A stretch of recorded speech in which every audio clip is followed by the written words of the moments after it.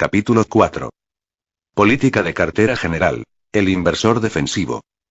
Las características básicas de una cartera de inversión suelen venir determinadas habitualmente por la situación y las características del propietario o los propietarios. En un extremo hemos tenido a las cajas de ahorros, las compañías de seguros de vida y los denominados fondos fiduciarios legales. Hace una generación sus inversiones estaban limitadas por las estipulaciones legales vigentes en muchos estados a las obligaciones de máxima categoría y, en algunos casos, acciones preferentes de máxima categoría. En el otro extremo tenemos a los empresarios adinerados y expertos, que incluirán en su lista de valor cualquier tipo de obligación o acción siempre y cuando consideren que construye una oportunidad de compra atractiva. Siempre ha sido un viejo y sensato principio que los que no pueden permitirse el lujo de asumir riesgos deberían contentarse con una rentabilidad relativamente reducida en sus fondos invertidos. A partir de esta idea ha surgido la noción general de que el tipo de rendimiento que el inversor debería tratar de alcanzar es más o menos proporcional al nivel de riesgo que está dispuesto a correr. Nuestra opinión es diferente. El tipo de rendimiento que se debe tratar de alcanzar debería depender, al contrario, de la cantidad de esfuerzo inteligente que el inversor está dispuesto a, y es capaz de, aportar a esta tarea. El rendimiento mínimo corresponderá al inversor pasivo, que desee tanto seguridad como falta de esfuerzo y preocupación. El rendimiento máximo será obtenido por el inversor alerta y emprendedor que ponga en juego la máxima inteligencia y capacidad. En la edición de 1965 añadimos lo siguiente. En muchos casos puede haber menos riesgos reales relacionados a adquisición de una acción de ocasión que ofrezca la oportunidad de obtener un gran beneficio que con una adquisición de una obligación convencional con una rentabilidad aproximada del 4,5%. Esta afirmación encierra más verdad de la que nosotros mismos sospechábamos, puesto que en los años posteriores incluso las mejores obligaciones a largo plazo han perdido una parte substancial de su valor de mercado, a causa del aumento de los tipos de interés. El problema básico del reparto entre obligaciones y acciones. Ya hemos apuntado de manera muy sucinta la política de cartera que debe adoptar el inversor defensivo. Debería dividir sus fondos entre las obligaciones de máxima categoría y las acciones ordinarias también de máxima categoría. Hemos sugerido, como orientación fundamental, que el inversor nunca debe tener menos del 25% ni más del 75% de sus fondos en acciones ordinarias, con la correspondiente proporción inversa de entre el 75% y el 25% en obligaciones. En esta afirmación existe la sugerencia implícita de que la división ordinaria debería de ser a partes iguales entre los dos tipos principales de inversión. Según la tradición, el motivo más sensato para incrementar el porcentaje de acciones ordinarias sería la aparición de niveles de precio de ocasión que se producen en un prolongado período bajista de mercado. A la inversa, un procedimiento sensato requeriría reducir el componente de acciones ordinarias a una proporción inferior al 50% cuando a juicio del inversor el nivel de mercado hubiese llegado a ser peligrosamente elevado. Estas reglas de cartilla básica siempre han sido fáciles de formular y siempre han sido muy difíciles de seguir, porque van en contra de la propia naturaleza humana que produce los excesos de los períodos alcistas y bajistas del mercado. Es prácticamente una contradicción en los términos sugerir, con el ánimo de que sea una política factible para el accionista medio, que aligere sus carteras cuando el mercado supere un cierto punto y que las incremente después del correspondiente descenso de mercado. Que el inversor medio opere, o podría llegar a afirmarse que deba operar, en sentido contrario, es la causa de los grandes repuntes y colapsos que se han producido en el pasado. Este escritor cree, además, que también es la causa de que resulte tan probable que vayan a repetirse en el futuro. Si la división entre operaciones de inversión y operaciones especulativas fuese tan clara en la actualidad como lo fue en el pasado, tal vez podríamos pensar en los inversores como un grupo experto y sagaz que vende sus posesiones a unos especuladores desorientados y despreocupados a precios elevados y recompra lo que les ha vendido cuando los niveles se han venido abajo. Es posible que esta imagen hubiese tenido algún tipo de verosimilitud en el pasado, pero resulta difícil identificarla con los acontecimientos financieros que se han producido desde 1949. No hay ninguna indicación de que las actividades profesionales, como las que llevan a cabo los fondos de inversión, se hayan llevado a cabo de esa manera. El porcentaje de la cartera destinado a acciones por los principales tipos de fondos, los equilibrados y los de acciones ordinarias han cambiado muy poco de un año a otro. Sus actividades de venta han estado relacionadas principalmente con el esfuerzo por pasar de carteras menos prometedoras a otras más prometedoras. Sí, como venimos creyendo desde hace tiempo, el mercado de valores ha dejado de estar sometido a sus viejos límites, y si todavía no se han establecido otros límites que le sean aplicables, no podemos ofrecer al inversor unas reglas fiables para que pueda reducir su cartera de acciones ordinarias al mínimo del 25% e incrementarla posteriormente hasta el máximo del 75%. Podemos proponer que en general el inversor no debería tener más de un 50% en acciones salvo que tenga una gran confianza en la solidez de la situación de su cartera de acciones y esté seguro de que podría considerar una recesión como la que se produjo en el mercado estadounidense en 1969-1970 con ecuanimidad. Nos resulta difícil encontrar motivos que pudiesen justificar una confianza tan acusada a los niveles imperantes a principios de 1972. Por lo tanto, nuestra recomendación se opondría a cualquier reparto que asignase más del 50% a las acciones ordinarias en este momento. No obstante, y por motivos complementarios, es casi igual de difícil recomendar una reducción de esa cifra muy por debajo del 50%, salvo que el inversor esté inquieto, dentro de sí, por el nivel actual del mercado, y esté también satisfecho con la perspectiva de limitar su participación en cualquier ulterior ascenso a, por ejemplo, el 25% de sus fondos totales. Todo ello nos lleva a recomendar a la mayoría de nuestros lectores lo que puede parecer una fórmula excesivamente simplista de 50-50.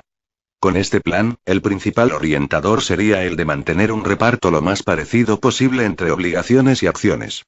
Cuando los cambios del nivel de mercado hayan elevado el componente de acciones a, por ejemplo, el 55%, se recuperaría el equilibrio vendiendo una onceava parte de la cartera de acciones y transfiriendo los ingresos a la cartera de obligaciones. Por el contrario, una reducción en la proporción de acciones hasta el 45% requeriría el uso de una onceava parte de los fondos en obligaciones para adquirir acciones adicionales. La Universidad de Yale estuvo aplicando un plan relativamente parecido durante bastantes años, a partir de 1937, aunque su sistema estaba calibrado en torno a la inversión de una proporción del 35% de la cartera ordinaria en acciones. A principios de la década de 1950, no obstante, parecía que Yale había renunciado a su antiguamente famosa fórmula, y en 1969 tenía el 61% de su cartera en acciones, incluidos algunos valores convertibles. En aquel momento los fondos de donaciones de 71 de estas instituciones, que ascendían a $7.600 millones, tenían el 63% en acciones. El ejemplo de Yale ilustra el efecto casi letal que tuvo la gran subida de mercado sobre el antiguamente tradicional método de fórmula para invertir. No obstante, estamos convencidos de que nuestra versión de 50-50 de ese método resulta muy adecuada para el inversor defensivo. Es extraordinariamente sencilla. Se orienta de manera prácticamente incuestionable en la dirección correcta. Ofrece a la persona que la aplica la sensación de que por lo menos está adoptando ciertas medidas como reacción a la evolución del mercado. Y lo que es más importante de todo, impedirá que se incline más y más hacia las acciones a medida que el mercado ascienda hasta niveles cada vez más peligrosos. Por otra parte, un inversor de naturaleza realmente conservadora se quedará satisfecho con las ganancias que consiga con una mitad de su cartera en un mercado al alza, mientras que en una época de graves bajas disfrutará de gran alivio al reflexionar sobre el hecho de que está en muchas mejores condiciones que muchos de sus amigos más osados. Aunque la división 50-50 que proponemos es indudablemente el programa multiuso más sencillo que se puede idear, cabe la posibilidad de que no sea el que mejores resultados obtenga. Por supuesto, no es posible proponer ningún método, ni mecánico ni de otra naturaleza, afirmando que va a funcionar mejor que otro. La rentabilidad muy superior que ofrecen en la actualidad las buenas obligaciones en comparación con la de las correspondientes acciones es un argumento muy elocuente para incrementar el componente de las obligaciones. La decisión que adopte el inversor respecto al reparto al 50% entre acciones y obligaciones o su opción por una proporción inferior en acciones bien puede basarse principalmente en su temperamento y actitud. Si es capaz de actuar con sangre fría, ponderando las probabilidades, es posible que en el momento actual le convenga inclinarse por reducir el componente de acciones hasta el 25%, con la idea de esperar hasta que el rendimiento por dividendo del DGIA llegue a ser, por ejemplo, 2/3 del rendimiento de las obligaciones, momento en el cual debería recuperar el reparto a partes iguales entre obligaciones y acciones. Si se toma como punto de partida el nivel 900 del DGIA y un nivel de dividendos de $36 sobre la unidad, sería necesario que la rentabilidad de las obligaciones sujetas a tributación se redujese del 7,5% hasta aproximadamente el 5,5%, sin que se produjese ningún cambio en la rentabilidad presente de las acciones de máxima categoría, o que se produjese una gran retracción del DGIA hasta niveles del orden del 660, sin que tuviese lugar una reducción de la rentabilidad de las obligaciones ni un incremento de los dividendos. La combinación de diferentes cambios intermedios podría dar lugar a la aparición de un punto de compra equivalente. Elaborar un programa de este tipo no resulta especialmente complicado. Lo difícil es adoptarlo y respetarlo, por no mencionar la posibilidad de que acabe siendo demasiado conservador. El componente de obligaciones. La elección de emisiones en el elemento de obligaciones de la cartera del inversor acabará girando en torno a dos cuestiones principales: debe comprar obligaciones sujetas a tributación u obligaciones exentas de tributación, y debe comprar instrumentos con vencimientos a corto plazo o a más largo plazo. La decisión sobre las cuestiones tributarias deberá basarse principalmente en cálculos aritméticos, que girasen en torno a las diferencias de rentabilidades y que estableciesen las relaciones entre esas referencias y los tipos tributarios aplicables al inversor. En enero de 1972 la elección entre instrumentos con vencimiento a 20 años oscilaba entre obtener un 7,5% con obligaciones de empresa de categoría A y el 5,3% en emisiones de primer orden exentas de tributación. La expresión deuda municipal se aplica a todos los tipos de obligaciones exentas de tributación, incluida la deuda emitida por los estados. Por lo tanto, con este vencimiento se producía una pérdida de ingresos de aproximadamente el 30% al pasar del terreno sujeto a tributación al terreno exento de tributación. Por lo tanto, si el inversionista estaba sometido a un tipo tributario marginal superior al 30%, obtendría un ahorro neto después de impuestos si optaba por las obligaciones exentas de tributación. Lo contrario ocurriría si su tipo marginal era inferior al 30%. Una persona soltera empieza a pagar un tipo marginal superior al 30% cuando su renta después de deducciones supera los $10.000. En el caso de una pareja casada, ese tipo es aplicable cuando los ingresos tributables combinados superan los $20.000. Es evidente que una mayor proporción de inversores individuales obtendrían una mayor rentabilidad después de impuestos con unas obligaciones exentas de tributación que con las obligaciones sujetas a tributación, suponiendo a ambas una buena calidad equivalente. La opción entre vencimientos a mayor o menor plazo hace referencia a una cuestión bastante diferente, que se puede formular de la siguiente manera. ¿Desea el inversor asegurarse frente a un declive del precio de sus obligaciones, a costa de, 1, una menor rentabilidad anual y, 2, la renuncia a la posibilidad de una sustancial ganancia en el valor del principal? Creemos que es mejor abordar esta cuestión en el capítulo 8, el inversor y las fluctuaciones de mercado. En el pasado, durante un período muy prolongado, las únicas obligaciones adecuadas para las personas físicas fueron los bonos de ahorro de Estados Unidos. Su seguridad era, y sigue siendo, incuestionable. Ofrecían una rentabilidad mayor que otras inversiones en obligaciones de primera calidad. Y tenían una opción de devolución de dinero y otros privilegios que potenciaban en gran medida su atractivo. En nuestras ediciones anteriores, dedicábamos todo un capítulo a estos instrumentos, con el título Bonos de ahorro de Estados Unidos. Una bendición para los inversores. Como indicaremos posteriormente, los bonos de ahorro de Estados Unidos siguen teniendo ventajas exclusivas que hacen que sean una adquisición adecuada para cualquier inversor individual. Para una persona con recursos modestos, que, por ejemplo, no tenga más de $10.000 para destinar a obligaciones, creemos que siguen siendo la opción más sencilla y la más adecuada. Sin embargo, para los que tengan más recursos puede haber opciones más deseables. Enumeremos unos cuantos tipos importantes de obligaciones que merece ser estudiadas por los inversores y examinémoslas brevemente en cuanto a su descripción, seguridad, rendimiento, precio de mercado, riesgo, naturaleza tributaria y otras características. 1. Bonos de ahorro de Estados Unidos de serie S y H. En primer lugar resumiremos sus estipulaciones más importantes y después expondremos brevemente las numerosas ventajas de estas inversiones únicas, atractivas y extraordinariamente convenientes. Los intereses de los bonos de serie H se liquidan semestralmente, como ocurre con otros tipos de obligaciones. El tipo de interés es del 4,29% para el primer año y después tienen un tipo fijo del 5,10% durante los 9 años siguientes hasta su vencimiento. Los intereses de los bonos de serie no se desembolsan, sino que se devengan a favor del tenedor mediante un incremento de su valor de rescate. Estos bonos se venden al 75% de su valor nominal, y vencen al 100% de su valor en 5 años y 10 meses desde el momento de adquisición. Si se conservan hasta su vencimiento, su rentabilidad es del 5%, compuestos semestralmente. Si se rescatan antes de su vencimiento, su rentabilidad va ascendiendo desde un mínimo del 4,01% en el primer año hasta una media del 5,20% en los 4 años y 10 meses siguientes. Los intereses de estos bonos están sujetos al impuesto de la renta federal, pero están exentos de los impuestos de la renta estatales. No obstante, el impuesto de la renta federal sobre los bonos de serie se puede abonar, a elección del tenedor, anualmente a medida que se vayan devengando los intereses, por medio de un mayor valor de rescate, o pueden ser diferidos hasta que se disponga realmente del bono. Los propietarios de los bonos de serie pueden liquidarlos en cualquier momento, poco después de su compra, a su valor de rescate en dicho momento. Los tenedores de los bonos de serie H tienen un derecho similar de liquidación a su valor nominal, coste. Los bonos de serie son canjeables por bonos de serie H, con ciertas ventajas tributarias. Los bonos destruidos, perdidos o robados pueden ser sustituidos sin coste alguno.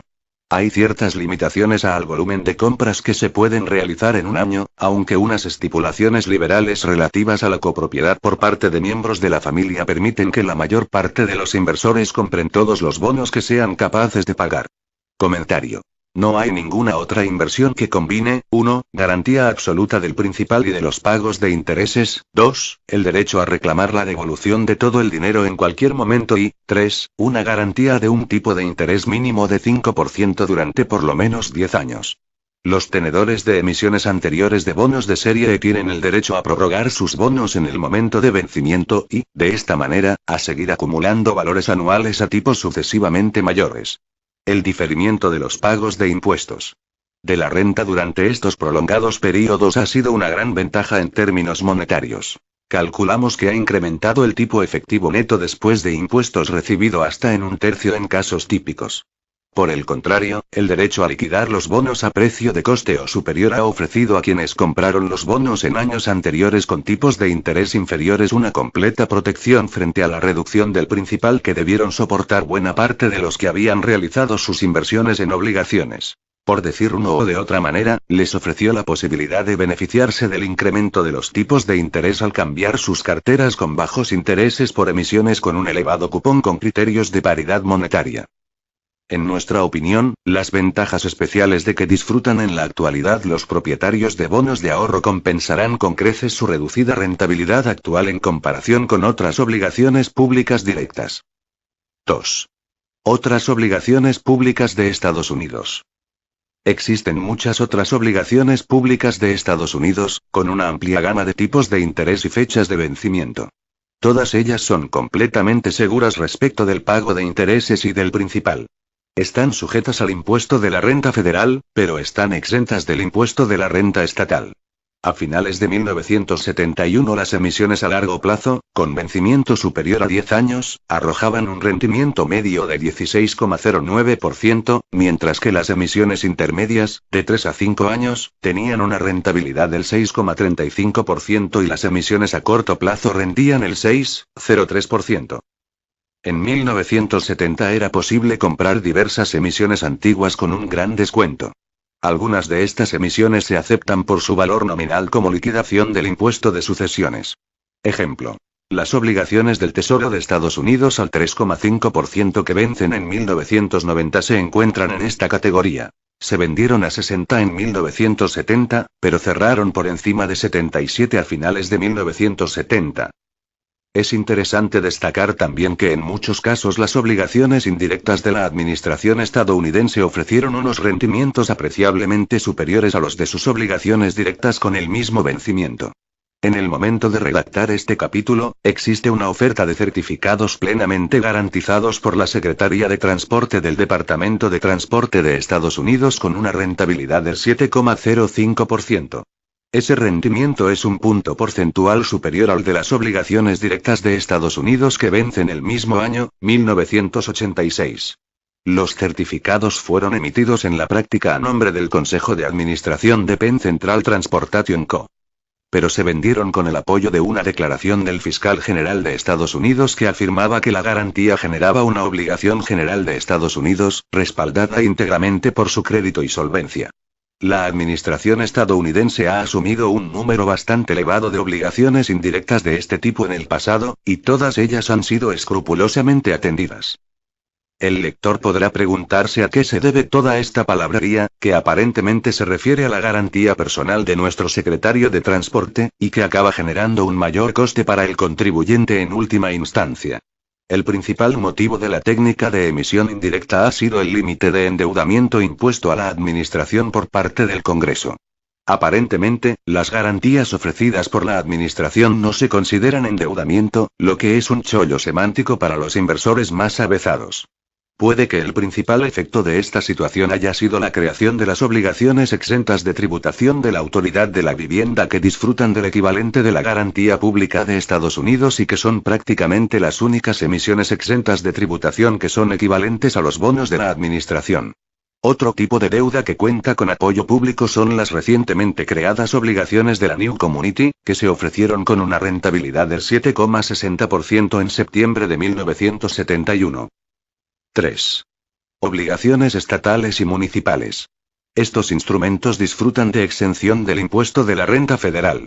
También suelen estar, por lo general, exentos del impuesto de la renta en el estado que las emite, aunque no en los demás. Suelen ser, alternativamente, obligaciones directas de un estado o de una subdivisión administrativa, u obligaciones de ingresos, cuyos intereses son abonados, y están garantizados, exclusivamente con los ingresos procedentes de los peajes de carreteras, puentes o alquileres de edificios vinculados con la emisión en cuestión. No todas las obligaciones exentas del pago de impuestos están suficientemente protegidas para que su adquisición por parte de un inversor defensivo esté justificada. Dicho inversor puede guiarse en su selección por la calificación otorgada a cada emisión por Moody's o por Standard & Poor's. Una de las tres calificaciones superiores ofrecidas por ambos servicios, A o A, debería constituir suficiente indicación de una adecuada seguridad. El rendimiento de este tipo de obligaciones variará tanto en función de la calidad como del vencimiento, ofreciendo los vencimientos a más corto plazo una menor rentabilidad. A finales de 1971 las emisiones representadas en el índice de obligaciones municipales de Standard & Poor's alcanzaban una calidad media de A, con un vencimiento en un plazo de 20 años y una rentabilidad del 5,78%. Las emisiones típicas de obligaciones de Vineland, Nueva Jersey, cuya calificación oscilaba entre A y A, ofrecían una rentabilidad de únicamente el 3% para los instrumentos con vencimiento a un año, e incrementaban su rentabilidad al 5,8% en el caso de los vencimientos en 1995 y 1996, 1,4. Obligaciones de empresa. Estas obligaciones están sujetas tanto a impuestos federales como estatales. A principios de 1972, las obligaciones de mayor calidad ofrecían una rentabilidad del 7,19% en el caso de las que tenían un vencimiento a 25 años, tal y como se reflejaba en la rentabilidad publicada del índice de obligaciones de empresa AD de Moody. Las denominadas emisiones de calificación media inferior, con una calificación BA, ofrecían un rendimiento del 8,23% en el caso de vencimientos a largo plazo. En ambas categorías las emisiones con un vencimiento a más corto plazo ofrecían una rentabilidad algo inferior a la de las obligaciones a más largo plazo. Comentario. Los anteriores resúmenes indican que el inversor medio tiene varias opciones entre las obligaciones de mejor categoría. Las personas que se encuentren en los tramos con mayores tipos tributarios obtendrán indudablemente una mejor rentabilidad neta con las buenas emisiones exentas de impuestos. En otros casos, el abanico de rendimientos sujetos a tributación a principios de 1972 se extendería desde el 5,0% de los bonos de ahorro de Estados Unidos, con sus opciones especiales, hasta el 7,5% ofrecido por las emisiones de obligaciones de empresa de mejor nivel.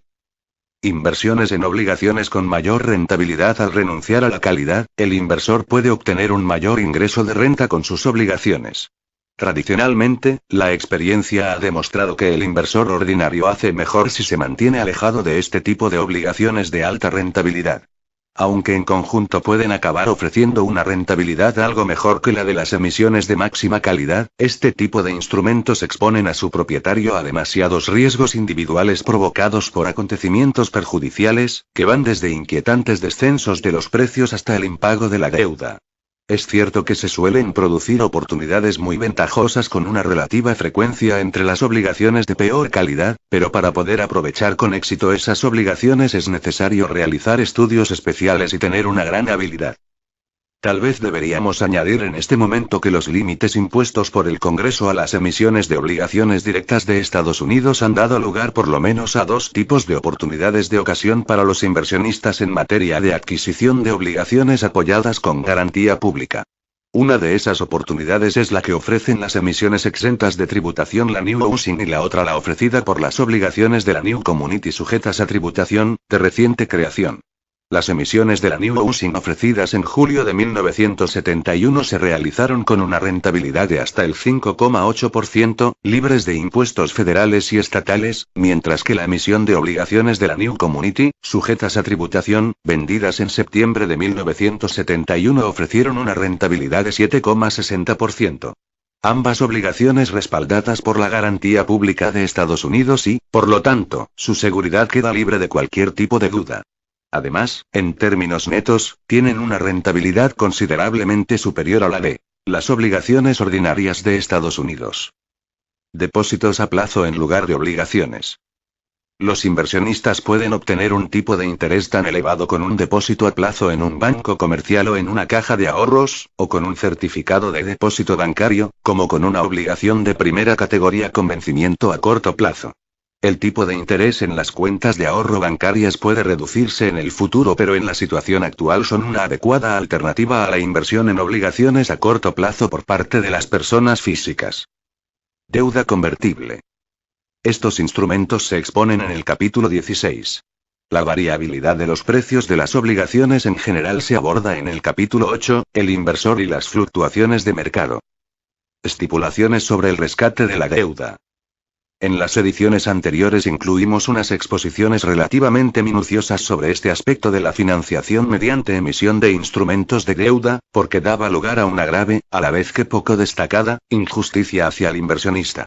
En los casos habituales, las obligaciones podían ser rescatadas en un período bastante breve desde su emisión, mediante el pago de una modesta prima, por ejemplo el 5%, sobre el precio de emisión. Esto significaba que, durante un período de grandes fluctuaciones en los tipos de interés subyacentes, el inversor tenía que asumir toda la carga de los cambios desfavorables y se veía privado de cualquier tipo de participación, con la salvedad de esa escasa prima, en los cambios favorables. Ejemplo. Nuestro ejemplo habitual solía ser la emisión de obligaciones al 5% con vencimiento a 100 años de American Gas y Electric, que se vendieron al público a 101 en el año 1928. 4 años después, en condiciones cercanas al pánico, estas buenas obligaciones se redujeron a 62,50, con un rendimiento del 8%. En el año 1946, después de un gran movimiento pendular, las obligaciones de este tipo se podían colocar con un rendimiento de solo el 3%, y la emisión al 5% podría haberse ofrecido en el mercado a casi 160. Sin embargo, llegado ese momento, la empresa aprovechó la estipulación de rescate y amortizó las obligaciones pagando solamente 106. La característica de rescate en los contratos de obligaciones era un caso escasamente camuflado de cara gano yo, cruz pierdes tú. Al final, las instituciones que compraban obligaciones se han negado a aceptar este tipo de disposición injusta. En uno o sus últimos años, a mayor parte de las emisiones a largo plazo con cupón elevado han disfrutado de protección frente al rescate durante periodos de 10 años o más a contar desde la fecha de emisión. Esto sigue limitando el posible incremento de precio, pero no de manera injusta en términos prácticos. Aconsejamos a la persona que invierta en obligaciones a largo plazo que sacrifique una pequeña parte del rendimiento para obtener la garantía de exclusión de rescate, por ejemplo, durante un período de 20 o 25 años. De la misma manera, resulta ventajoso adquirir una obligación con cupón reducido en lugar de una obligación con cupón elevado que se venda más o menos a la par y que sea rescatable en un período breve. El motivo es que el descuento, por ejemplo, una obligación al 3,5% a 63,5%, que arroja una rentabilidad del 7,85%, ofrece plena protección frente a las consecuencias negativas del rescate. Acciones preferentes simples, es decir, no convertibles. Es necesario hacer ciertas indicaciones sobre la cuestión de las acciones preferentes.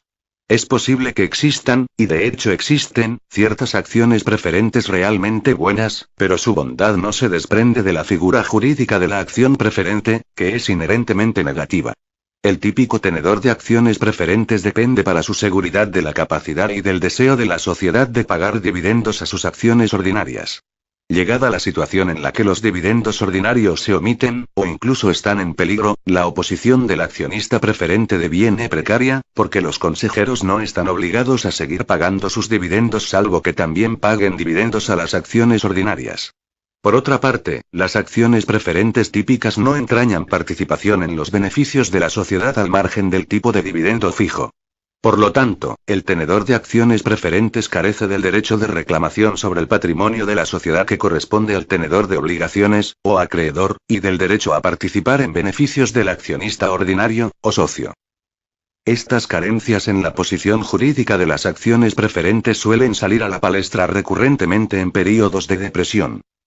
Únicamente un pequeño porcentaje de las emisiones preferentes disfrutan de una posición tan sólida para mantener una indudable naturaleza de inversión en todas las vicisitudes. La experiencia indica que el momento para adquirir acciones preferentes surge cuando su precio se ve injustificadamente deprimido por adversidades temporales. En esos momentos puede ser un instrumento muy adecuado para el inversor agresivo, pero demasiado poco convencional para el inversor defensivo. En otras palabras, este tipo de acciones deben ser compradas cuando sean una gran oportunidad, y en ningún otro caso. Nos referiremos posteriormente a las emisiones convertibles y a otras emisiones privilegiadas similares, que entrañan algunas posibilidades especiales de beneficio. Este tipo de instrumentos no se suelen elegir habitualmente para las carteras conservadoras. Merece la pena mencionar otra peculiaridad en la situación general de las acciones preferentes. Estos instrumentos disfrutan de una situación tributaria mucho más favorable si quienes las adquieren son personas jurídicas que si son personas físicas. Las personas jurídicas únicamente tributan sobre el 15% de los ingresos que obtienen en forma de dividendos, pero deben tributar sobre el importe íntegro de los ingresos que obtienen como intereses ordinarios. A partir del año 1972 el tipo del impuesto de sociedades es del 48%, lo que supone que $100 obtenidos en forma de dividendos de acciones preferentes pagan únicamente $7,20 de impuestos, mientras que $100 percibidos como intereses de obligaciones pagan $48 de impuestos.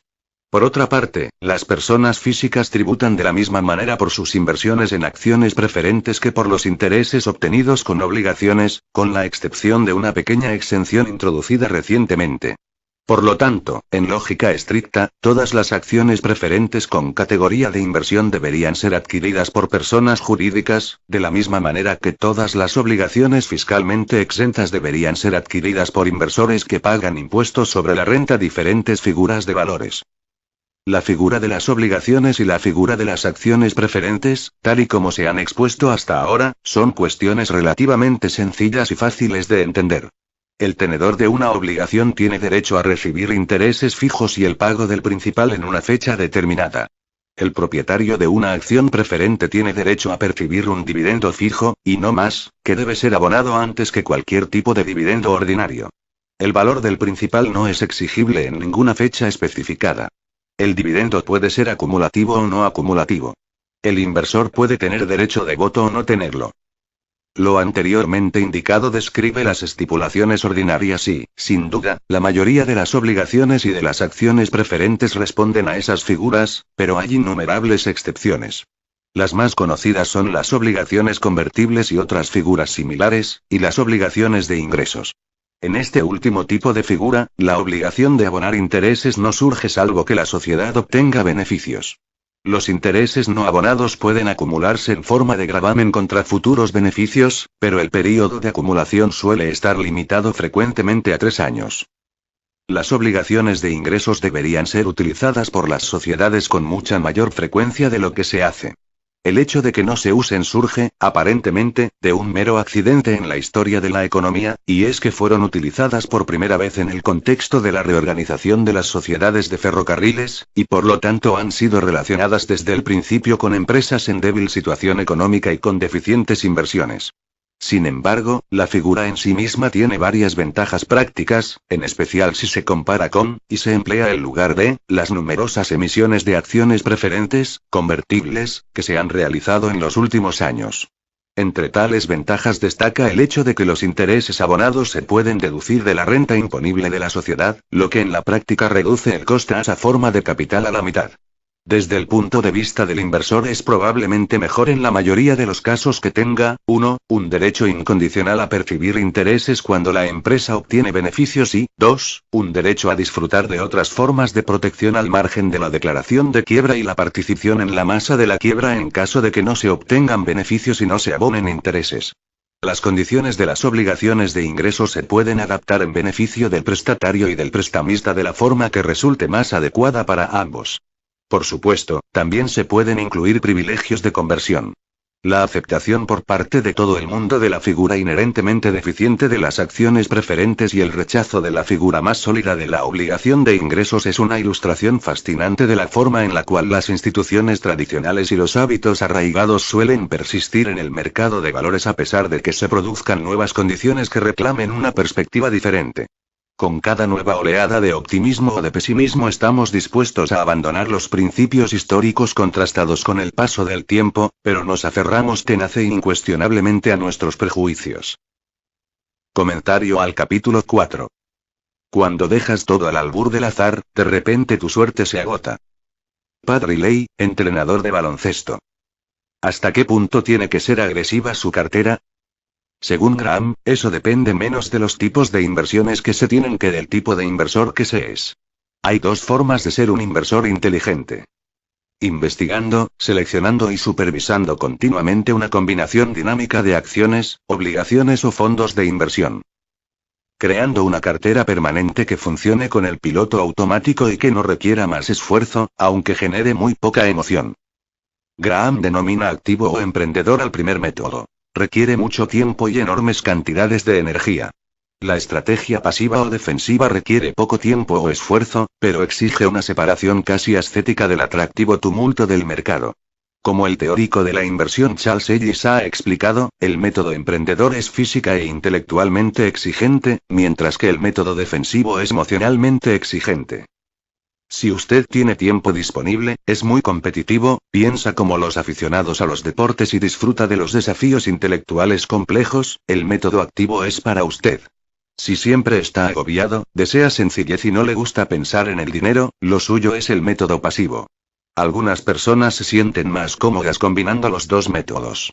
Creando una cartera que es principalmente activa y pasiva en parte, o viceversa. Los 2 métodos son igualmente inteligentes, y puede tener éxito con los 2 pero únicamente si se conoce a sí mismo lo suficientemente bien para elegir el adecuado, mantenerlo durante el curso de su vida de inversor, y mantener los costes y emociones bajo control. La distinción que establece Graham entre inversores activos y pasivos es otro de sus recordatorios ese de que el riesgo financiero no solo se encuentra donde la mayoría de nosotros tratamos de ubicarlo, en la economía o en nuestras inversiones, sino también en nuestro interior. ¿Se atreverá o se atragantará? Entonces, ¿cómo debería empezar un inversionista defensivo? La primera y más importante decisión es cuánto dinero debe destinar a acciones y cuánto debe destinar a obligaciones y efectivo. Tenga en cuenta que Graham colocó deliberadamente esta exposición después del capítulo sobre inflación, para prevenirle con el conocimiento de que la inflación es uno de sus peores enemigos. La característica más llamativa sobre la explicación que da Graham acerca de la manera de repartir los activos entre acciones y obligaciones es que nunca menciona la palabra edad. Esto hace que sus consejos vayan claramente en contra de los vientos de las recomendaciones convencionales, que afirman que el grado de riesgo inversionista que se debe asumir depende principalmente de la edad que se tiene. Una regla básica tradicional consistía en restar 100 a la edad que se tiene e invertir ese porcentaje en acciones, y el resto en obligaciones o en efectivo. Una persona de 28 años de edad destinaría el 72% de su dinero a acciones. Una persona con 81 años de edad únicamente destinaría el 19% a acciones. Como todas las demás teorías, estas hipótesis alcanzaron una difusión febril a finales de la década de 1990. En 1999, un libro muy popular afirmaba que si se tenían menos de 30 años de edad, se debía destinar el 95% del dinero a acciones, aunque se tuviese únicamente una tolerancia moderada por el riesgo. Salvo que haya permitido a los defensores de estas teorías que resten 100 a su coeficiente intelectual, debería ser capaz de darse cuenta de que en esos consejos hay algo que no funciona. ¿Por qué debería su edad determinar cuánto riesgo asumir? Una anciana de 89 años de edad que tenga un patrimonio de $3 millones, una cuantiosa pensión y una bandada de nietos estaría fuera de sus cabales si destinase la mayor parte de su dinero a las obligaciones. Disfruta de una pila de dinero y sus nietos, que antes o después acabarán heredando sus acciones, tienen décadas de inversión por delante. Por otra parte, un joven de 25 años de edad que esté ahorrando para su boda y para la entrada del piso estaría loco de remate si destinase todo su dinero a acciones. Si el mercado de valores se desploma, no tendrá ingresos para cubrir sus pérdidas, ni sus espaldas. Lo que es más, por muy joven que se sea, siempre cabe la posibilidad de que sea necesario recuperar el dinero de las acciones súbitamente, no dentro de 40 años sino dentro de 40 minutos. Sin ningún tipo de advertencia, se podría perder el empleo, la pareja, la capacidad o se podría sufrir cualquier otro tipo de sorpresa. Los imprevistos pueden golpear a cualquier edad. Todo el mundo debe conservar parte de su patrimonio en el seguro refugio del dinero en metálico. Por último, muchas personas dejan de invertir precisamente porque el mercado de valores baja. Los psicólogos han demostrado que la mayoría de nosotros somos muy poco hábiles a la hora de predecir en la actualidad de qué manera nos sentiremos si se produce un acontecimiento estresante en el futuro. Cuando las acciones suben a un ritmo del 15 o el 20% al año, como hicieron en las décadas de 1980 y 1990, es muy fácil pensar que esa luna de miel no va a acabar en la vida. Sin embargo, cuando se ve que todo el dinero que se ha invertido queda reducido a 1/10 de su cifra original, resulta muy difícil resistir la tentación de salir huyendo hacia la seguridad de las obligaciones y del dinero en efectivo. En vez de comprar y conservar sus acciones, muchas personas acaban comprando a precios elevados, vendiendo a precios bajos y no teniendo entre las manos nada salvo su propia cabeza. Como son muy pocos los inversores que tienen la fortaleza para aferrarse a las acciones en un mercado en descenso, Graham insiste en que todo el mundo debe tener un mínimo del 25% en obligaciones. Ese colchón, afirma, le dará el coraje para conservar el resto de su dinero en acciones, incluso en un momento en el que las acciones estén obteniendo unos resultados desoladores. Para llegar a captar una impresión mejor del riesgo que somos capaces de asumir, hay que pensar en las circunstancias esenciales de nuestra vida, en qué momento se dejará sentir su efecto, en qué momento podrían cambiar, y de qué forma pueden afectar a nuestra necesidad de dinero en efectivo. ¿Está soltero o casado? ¿Qué hace su cónyuge o su pareja para ganarse la vida?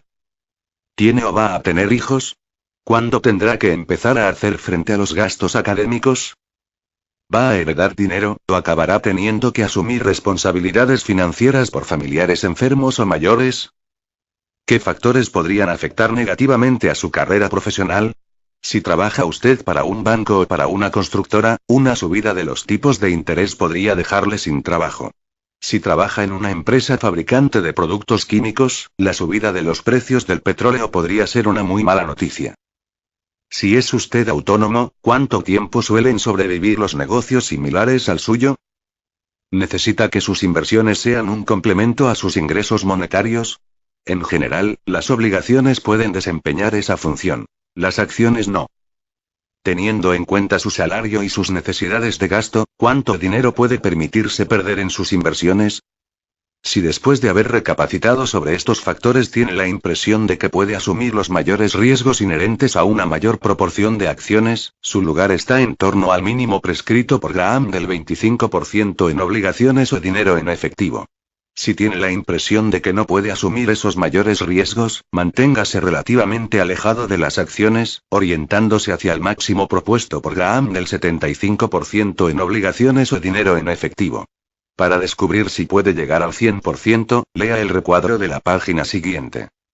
Cuando haya establecido estos objetivos porcentuales, cámbielos únicamente a medida que varíen las circunstancias de su vida.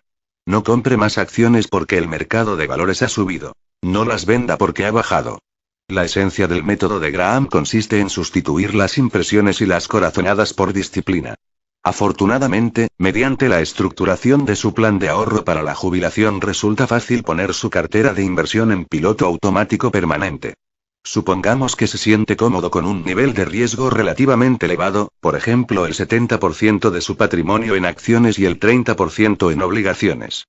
Si la cotización de las acciones en el mercado en general aumenta el 25%, y las obligaciones se mantienen niveladas, pasará a tener poco menos del 75% en acciones y solamente el 25% en obligaciones. Visite el sitio web de su plan de ahorro para la jubilación, o llame a su número de teléfono gratuito, y venda una cantidad suficiente de sus fondos en acciones para volver a equilibrar la cartera en la proporción que se ha marcado como objetivo de 70-30. La clave consiste en realizar estas operaciones de reequilibrio de acuerdo con un plan previsible y paciente. Sin realizarlo con tanta ¿por qué no 100% de acciones? Graham le aconseja que no tenga más del 75% de sus activos totales en acciones. Sin embargo, ¿es desaconsejable para todo el mundo poner todo el dinero en acciones? Para una pequeña fracción de los inversores, una cartera compuesta al 100% por acciones puede ser adecuada. Será un miembro de esa pequeña minoría si usted ha reservado suficiente dinero en efectivo para poder mantener a su familia durante por lo menos un año. Va a invertir de manera incesante durante por lo menos los próximos 20 años. Ha sobrevivido al período bajista de mercado que comenzó en el año 2000. No vendió acciones durante el período bajista que comenzó en el año 2000. Compró más acciones durante el período bajista de mercado que comenzó en el año 2000. Ha leído el capítulo 8 de este libro y ha puesto en práctica un plan formal para controlar su comportamiento personal en el terreno de la inversión. Salvo que haya superado de verdad estos criterios, no le interesa colocar todo su dinero en acciones. Cualquier persona que cediese al pánico durante el último período bajista de mercado será presa del pánico en el siguiente, y lamentará no contar con un colchón de dinero en metálico y obligaciones. Frecuencia que acabe volviéndose loco, ni tan infrecuentemente que sus objetivos estén constantemente desbaratados. Le recomendamos que lo haga cada 6 meses, ni más ni menos, en fechas fáciles de recordar como el Año Nuevo y el 30 de junio. Lo mejor de estos ajustes periódicos es que le obligan a basar sus decisiones de inversión en una regla sencilla y objetiva: ¿tengo en la actualidad una mayor proporción de estos activos de lo que requiere mi plan? En lugar de basarlas en las meras impresiones sobre la evolución que van a seguir los tipos de interés o en si cree que los índices del mercado de valores se van a desplomar. Algunas empresas de fondos de inversión, como por ejemplo T. Rowe Price, introducirán en breve servicios que reequilibrarán automáticamente su cartera para la jubilación de modo que se ajuste a los objetivos predeterminados y, de esa forma, usted no tendrá que adoptar nunca decisiones activas. Los detalles de la inversión en renta fija. En la época de Graham, las personas que invertían en obligaciones tenían que adoptar 2 decisiones básicas: sujetas a tributación o exentas de tributación. ¿A corto plazo o a largo plazo? En la actualidad se debe hacer además otra elección: obligaciones o fondos de renta fija. Sujetas a tributación o exentas de tributación. Salvo que sus ingresos se encuentren en el tramo gravado a los tipos inferiores en el impuesto de la renta, debería comprar únicamente obligaciones exentas de tributación, municipales, en sus inversiones no destinadas a sus planes de jubilación. De lo contrario, una parte injustificadamente elevada de la renta generada por esas obligaciones acabará en manos de Hacienda. Por otra parte, el único espacio adecuado para invertir en obligaciones sujetas a tributación son precisamente las cuentas de los planes de pensiones u otras cuentas fiscalmente protegidas, en las que no se generarán obligaciones tributarias actuales y en las que las obligaciones tributariamente bonificadas no tienen cabida, porque su ventaja fiscal se desaprovecha. ¿A corto plazo o a largo plazo? Las obligaciones y los tipos de interés habitan en lugares contrapuestos de una línea con dientes de sierra. Si los tipos de interés aumentan, la cotización de las obligaciones se reduce, aunque las obligaciones a corto plazo reducen su cotización menos que las obligaciones a largo plazo. Por otra parte, si los tipos de interés descienden, las cotizaciones de las obligaciones aumentan, y las obligaciones a largo plazo aumentarán su cotizaciones más que las obligaciones a corto plazo. Se pueden equilibrar estos altibajos comprando obligaciones a plazo intermedio que venzan en un período de 5 a 10 años, cuya cotización no se dispara cuando su lado de dientes de sierra aumenta, y que tampoco se desploma en caso contrario.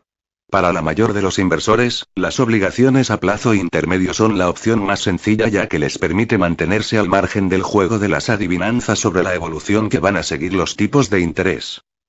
¿Obligaciones o fondos de renta fija? Como las obligaciones suelen venderse en bloques de $10.000 de valor, y se necesitan un mínimo indispensable de 10 tipos de obligaciones diferentes para diversificar el riesgo de que cualquiera de ellas pueda quebrar. Comprar obligaciones de manera individual no es recomendable salvo que se disponga por lo menos de $100.000 para invertir. La única excepción son las obligaciones del Estado, que están protegidas frente al riesgo de quiebra por la solvencia del Estado. Los fondos de renta fija ofrecen una forma de diversificación económica y sencilla, junto con la comodidad de los ingresos mensuales, que se pueden reinvertir directamente en el fondo a los tipos vigentes sin tener que pagar una comisión. Para la mayor parte de los inversores, los fondos de renta fija son una opción mucho más adecuada que las obligaciones materiales en todos los casos, siendo las principales excepciones las obligaciones del Estado y algunas obligaciones municipales. La mayor parte de las agencias de inversión, como Vanguard, Fidelity, Schwab y Rowe Price ofrecen un amplio menú de fondos de renta fija a coste reducido. Las opciones que tienen a su disposición los inversores en obligaciones han proliferado como las setas, por lo que convendrá actualizar la lista que ofrecía Graham de opciones disponibles. En el año 2003, los tipos de interés se habían reducido tanto que los inversores prácticamente no obtenían rentabilidad con las obligaciones, pero no obstante seguían existiendo formas de potenciar los ingresos por intereses sin tener que asumir riesgos excesivos. La figura 4.1 resume las ventajas y los inconvenientes. A continuación analizaremos unos cuantos tipos de inversiones en obligaciones que permiten satisfacer necesidades especiales.